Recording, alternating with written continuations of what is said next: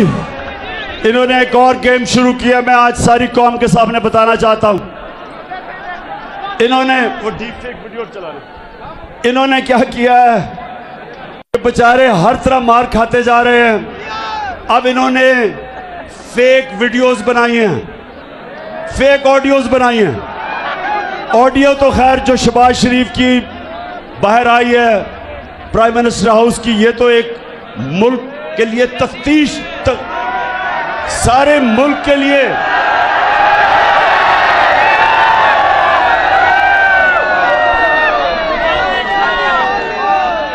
सारी मुल्क के लिए एक हमें लम्हा फिक्र है कि प्राइम मिनिस्टर से जो उसके टेलीफोन वो सारा लीक हो गया, दुश्मनों के पास चला गया।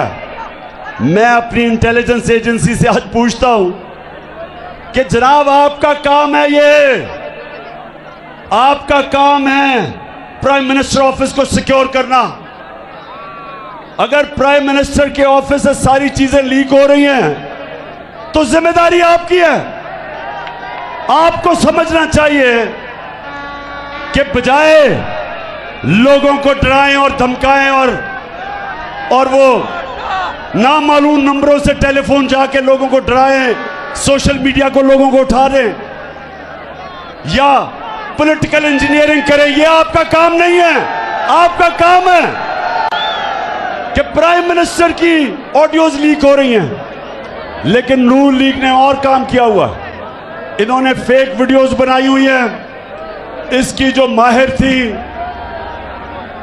झूठों की पीएचडी मरियम, उसने बनाई हुई हैं। तो मैं आपको बताता हूं कि फेक वीडियो होती क्या, जरा ये एक दफा देख लें।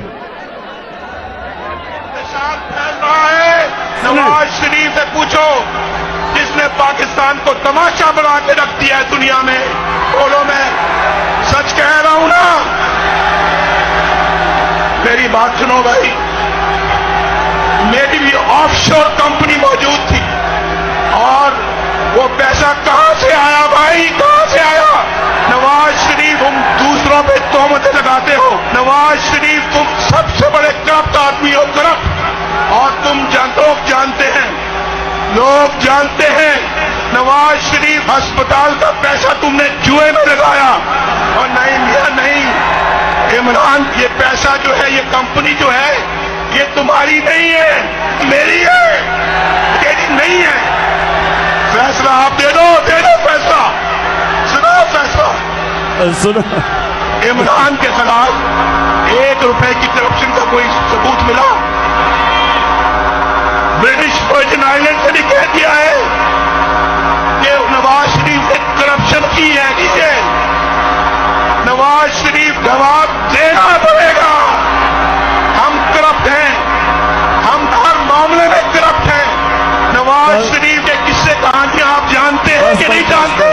बस मैं ये आपको बता रहा हूं, इसको कहते हैं डीप फेक, कि नवाज शरीफ खुद ही कह रहा है मैं करप्ट हूं। तो अब ऐसी वीडियोस निकलाती हैं, तो ये नून लीग की खासियत है। मैं नून लीग को आज बताना चाह रहा था कि ये कोई मुश्किल काम नहीं है डीप फेक वीडियो बनाना आजकल।